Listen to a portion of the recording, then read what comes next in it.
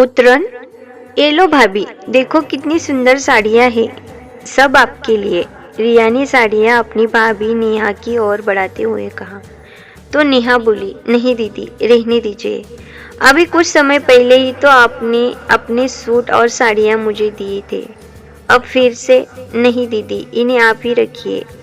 अरे बहू, जब तेरी ननद इतने प्यार से दे रही है तो रख लेना। हमें तो हमारी ननद ने आज तक कुछ नहीं दिया, और एक तुम्हारी ननद है जो हर बार तुम्हें कुछ न कुछ देती रहती है। मानना पड़ेगा, खुशनसीब हो तुम। इतना बोलने के बाद मीना जी ने सारी साड़ियाँ उठाकर नेहा की गोद में रख दी और नेहा उन्हें रखने चल दी। कमरे में आकर नेहा सोचने लगी, कुछ तो करना पड़ेगा, वरना दीदी हर बार अपने पुराने सूट और साड़ियाँ ऐसे ही मुझे देती रहेगी। दीदी खुद तो हर महीने शॉपिंग करती है और एक कपड़ा कुछ महीनों से ज़्यादा नहीं पहनती, और मुझसे उम्मीद करती है कि मैं हमेशा उनकी उतरन ही पहनती हूँ। और ये सासू माँ मुझे नए कपड़े भी नहीं खरीदने देती।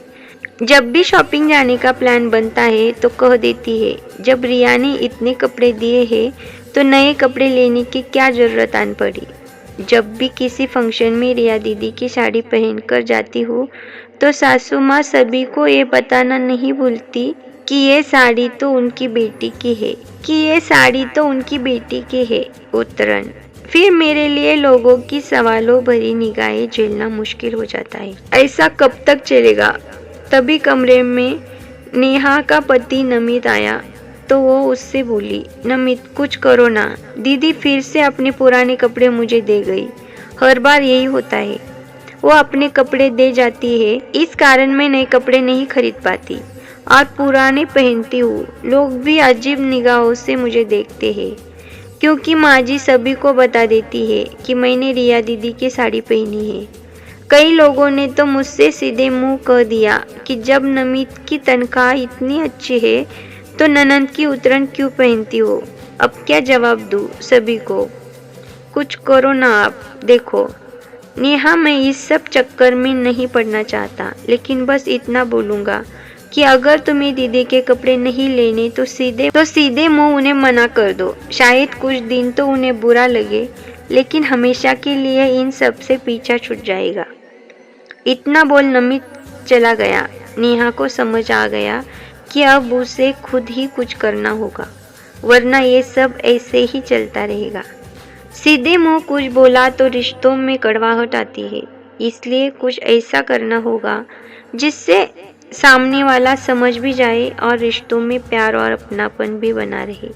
नेहा ने अलमारी में से कुछ साड़ियाँ निकाली जो वो पहनती नहीं थी और सास के कमरे की ओर चल दी, जहाँ रिया और उसकी सास बैठकर बातें कर रहे थे।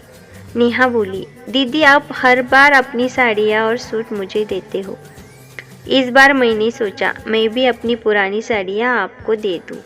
ये लीजिए दीदी, और इन्हें पहनना ज़रूर। पुरानी साड़ियाँ देख मीना जी गुस्से से बोली, ये क्या बहू, ननद को कोई अपनी पुरानी साड़ियाँ देता है क्या? देना है तो कुछ नया दो। लेकिन मम्मी जी, मैं ये साड़ियाँ पहनती नहीं हूँ, इसलिए सोचा बेकार पड़ी है तो दीदी को दे दूँ। नेहा मुस्कुराते हुए बोली, क्या तुम अपनी बेकार चीज़ें मेरी बेटी को देना चाहती हो? उसकी शादी अच्छे घर में हुई है, वो तुम्हारी उतरन क्यों पहनेगी?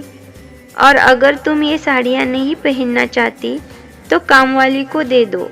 किसी को अपना उतरा हुआ कपड़ा देने से अच्छा है कुछ दिया ही न जाए, या फिर अपनी उतरन किसी ज़रूरतमंद को दे दी जाए। लेकिन माँ जी, दीदी भी तो अपनी पुरानी चीज़ें मुझे दे देती है, अपने सूट, साड़ियाँ और यहाँ तक कि सैंडल भी। और फिर कहीं जाना होता है तो आप मुझे मजबूर करती है कि मैं वही कपड़े और सैंडल पहनकर जाऊँ जो दीदी मुझे देती है। मेरी शादी भी तो अच्छे घर में हुई है, मेरा भी मन करता है नए कपड़े लेने का, लेकिन मैं तो हमेशा से दीदी के कपड़े पहनती आई हूँ।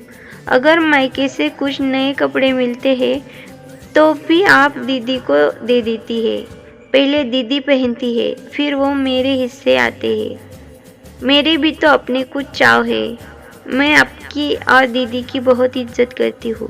लेकिन ये बात मुझे बहुत परेशान करती है, इसलिए आज आपसे कह देती हूँ। उम्मीद करती हूँ कि आप बात को समझेंगे। बोलते ही नेहा को लगा जैसे दिल में उठ रहा गुब्बार शांत हो गया हो।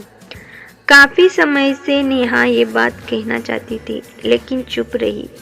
आज उसे लग रहा था कि काश ये बातें उसी दिन कह दी होती जब पहली बार उसकी ननद ने उसे पुराने कपड़े दिए थे। रिया और मीना जी को भी लगा कि जो बातें नेहा कह रही है वो एकदम सही है और वो दोनों भी रिश्तों में कड़वाहट नहीं चाहती थी। रिया बोली, अच्छा हुआ भाभी जो आपने अपने दिल की बात साफ शब्दों में कह दी। बातें दिल में रहती तो रिश्तों में कड़वाहट पैदा होती है। मैं आपकी भावनाओं की कदर करती हूँ, आगे से ऐसा नहीं होगा। मीना जी भी बोली, सही कह रही है रिया, दिल की बात खुलकर बोल देनी चाहिए। आज नेहा ने सारी बात खुलकर बोली है तो हमें भी अपनी गलती समझ आई है। पहले चुपचाप सामान ले लेती थी तो हमें लगता था कि नेहा को कोई आपत्ति नहीं है। चलो अच्छा है, रिश्तों में गांठ पड़ने से पहले ही उन्हें सुलझा दिया गया, वरना एक बार रिश्ते खराब होते हैं तो उनमें पहले जैसा अपनापन नहीं रहता। सास और ननद की बात सुनकर नेहा के दिल को तसल्ली हुई। उसे इस बात की खुशी थी कि दोनों ने उसकी भावनाओं को समझा और उसकी बात का गलत मतलब नहीं निकाला। इस दिन के बाद रिया अपना पुराना सामान अपनी कामवाली कमला को देने लगी। कमला रिया की साड़ियाँ लेकर बहुत खुश होती और वो रिया को ढेरों आशीर्वाद भी देती। दुआएं और आशीष पाकर रिया भी बहुत खुश होती। तो दोस्तों, ये स्टोरी आपको कैसे लगी प्लीज़ कमेंट करके बताना और वीडियो को लाइक करना, चैनल को सब्सक्राइब करना और अपने दोस्तों को शेयर करना। चलो तो मिलते हैं अगले वीडियो में, तब तक बाय, टेक केयर।